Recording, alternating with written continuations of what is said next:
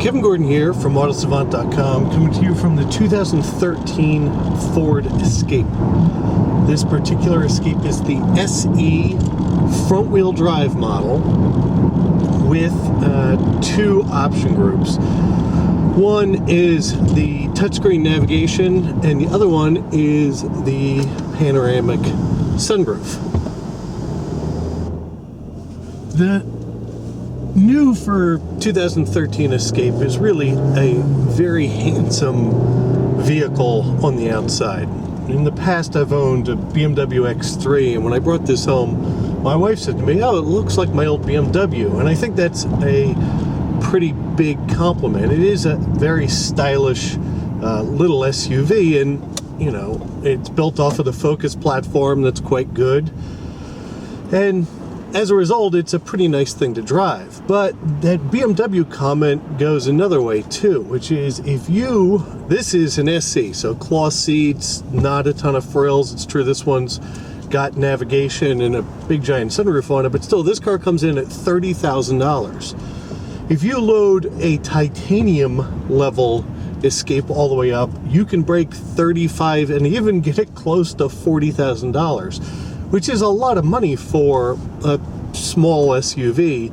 And, you know, it's something that Ford's tried to do, which is take their cars a bit more upscale and at least allow buyers to option them up to the higher levels. Does it compete like for like with some of those more expensive rivals? Not quite, but it's close. You know, materials in here are good, fit and finish seems to be good, and from a ride and dynamics perspective, it is definitely as good in a lot of places. So this Escape's outfitted with Ford's EcoBoost or turbocharged 1.6 liter inline 4, and it's powering only the front wheels. That engine, and I might have these numbers a little bit wrong, I'm doing this from memory, but I believe is 178 horsepower and 184 foot-pounds of torque, which doesn't sound super impressive. But what is impressive is the way that these new modern small turbocharged engines deliver their power, because they have so little lag. You know, again, that term lag, they have so little range outside of the operating efficiency area of the turbocharger that the engine feels more powerful all the time. So in, you know, stop and go traffic, it's never hunting for gears. On the highway, it's happy to get to the top speed 6 gear in their power shift transmission, which is really a dual clutch unit that operates as much like a traditional automatic as I think you'll ever find. And just run there. It doesn't need to hunt and doesn't need to shift gears. The other magical thing about this car is, you know, this two-wheel drive model has a combined number of 26 from the EPA. So it does 26 miles per gallon with a highway number of 33. Well, that's actually a pretty impressive number, and I can tell you in the time that we've driven it, it's averaged 27.6 miles per gallon. Now, in that was one big highway trip, and all the rest of it was pretty short trip around town stuff. But still very good numbers, and, you know, to put that in a point of reference, if you get a manual front-wheel drive CX-5, the little Mazda, which we've also tested, it'll do, I think, 36 on the highway. That's their claim to fame, or 35. But if you get the all-wheel drive one, which is an automatic, because you can't get manual with all-wheel drive in that configuration, it drops to 32, which means that this car is a slightly higher highway number. But that's really not the important part, in my opinion. It's the way that this car drives in comparison. So the little turbocharged engine that's in this makes it a much more pleasant place to spend time on a daily basis as a result of that sort of big gob of torque that's available at the bottom of the rev range. The other comment that I've gotten from people who ride in the Escape, or at least who have experienced the Escape, is the fact that it feels small in here. And I've never had that impression, but I've heard it from more than one person. And I think the reason for that is this wraparound dashboard that they've put in. You know, it's got a big raked front windshield with the huge dash panel, and then this sort of protruding center stack and big side pieces with the shifter in the center console. And as a result, it could feel, I guess, constraining or claustrophobic in here. Now, I haven't felt that at all. I think there's an enormous amount of headroom. Side space is good. You get enough space between you and a passenger. So, from my impression, it's really very nice in here. But it is important to note that people have found it a little constraining in the front seats. Rear seat room in the Escape's quite good. A little better than its Focus little cousin, at least. And you constantly, if you talk about the Escape, you end up talking about the Focus as well, the platform that it's built off of. And the reason for that is it's actually a compliment. The Focus is one of the nicer to drive compact cars out there, and in a lot of ways so is the Escape, and in some ways maybe even more so. The dynamics aren't quite as good, but you get a little bit higher riding position, you get more headroom in here. I find myself being a little bit more comfortable in the seat with the amount of drop there is between the seat and the floor.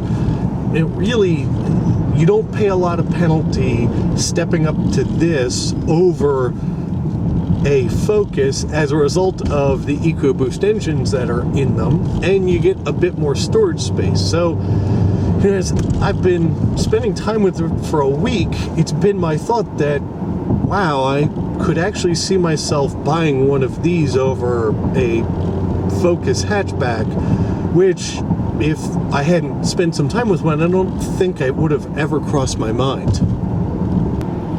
There's other little touches about the Escape that wind up making it a little bit nicer than you might expect. It's got blind spot mirrors on both mirrors, and they're just mirrors, which means they work all the time.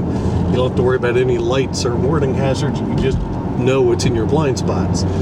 The cup holders are just about right sized and in a good position. They don't interfere with anything. You get a pile of 12-volt outlets as well as dual USB ports, so it's really easy to keep all of your electronic devices charged in here. Even the SE models of the Escape come with full climate control, automatic climate control, so you set a temperature and it takes care of the rest, which I have to say I'm an enormous fan of. It's kind of sad that you get into a car these days with manual climate controls, and I actually find myself being annoyed. And sure, it might sound a little wimpy to say that, but I do enjoy automatic climate control, and the one in the Escape seems to work really well. This Escape's outfitted with Ford's MyTouch navigation system. In this one, you get a couple more buttons than you find in some of the systems.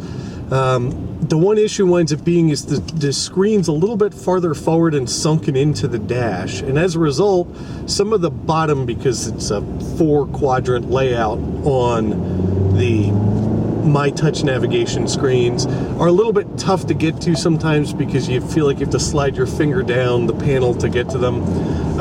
The one thing that they've done, at least, is add a home button to the steering wheel, which gets you back to that normal 4-quadrant view, which gets you quicker access to phone, radio, climate, or navigation. The voice recognition that's in the Ford MyTouch system was class leading when it came out, but I don't think it is anymore. I've given it a couple addresses that it struggled with, and part of the reason for that is it's asking for a full street address with a city. So you have to go through and say all the numbers, say the street name, and say the city. So it seems like if it has trouble with any one part of that string of stuff, the whole thing sort of fails and you've got to start over. That's in contrast to the systems that sort of hold your hand and go, give me a city, give me a street number. Those take longer, but they appear to be a bit more accurate because they're focusing on smaller pieces of information. From a driving perspective, like I said, the Escape's built on a really solid platform, and as a result, drives quite well. From a noise, harshness, and vibration perspective, it's pretty quiet in here. Choppy roads really don't seem to upset it. No squeaks or rattles. The steering's direct. It's as good as you're going to get in this compact SUV market. The brake pedal's firm. The brakes seem to work well. Again, I think the Only complaint there winds up being that because of this sort of pile of torque that the engine can make at the bottom of the rev range, is it does get a little torque steery and tuggy on the steering wheel, especially when it's damp out. You know, you find yourself pulling out from an intersection, and the steering wheel does want to move on its own. You do need to consciously grab a hold of it and make sure it's pointed in a direction.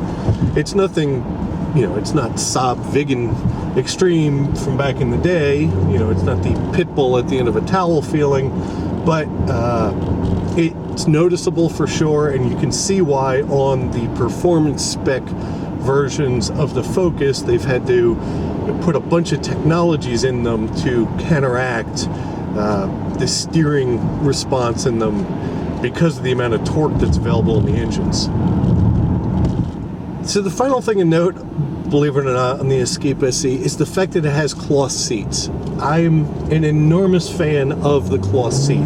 I know leather has sort of become pushed lower and lower in the market, and as a result it's become really more like vinyl across a lot of lines, but cloth seats breathe when you sit in them. They're comfortable, they're grippy from a spirited driving perspective, and they really are supportive and nice in this car. I've been comfortable on long road trips, easy to get into and out of. Really, it's one of those rare finds these days that's a pleasant one.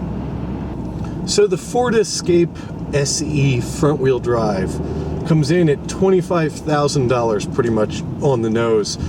This one has just, you know, under $5,000 in options, and as a result, with destination comes in just under $30,000. It's not a small amount of money for a compact SUV, but you do get quite a bit of content in here, a pleasant thing to drive.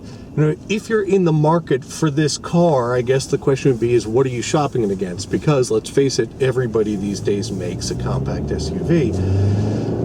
But I guess pitting it against the two most popular rivals, the CR-V and the RAV4. The RAV4 really is a larger vehicle in my mind than the Escape is these days. You can get it with the giant V6, and I think you can actually get them with the third row of seats, amazingly. So from that perspective, the RAV4 can be not as entertaining to drive, but if you outfit with the big V6, winds up being actually quite a bit of a rocket. The CR-V, on the other hand, with Honda's sort of anemic inline four, unfortunately, it's hard to say that for Honda, but it's really an underpowered car in my impression. This winds up being a much nicer thing to drive. And I think between the two of those, this still has the best dynamics from a handling and grip and steering feel perspective, although I don't know how important that is to the average buyer of the compact SUV. So it's an interesting play for Ford, and I will tell you, across their lineup of SUVs, probably the nicest one of their competitive set. And with that, I'm Kevin Gordon from AutoSavant.com. I look forward to talking to you guys soon.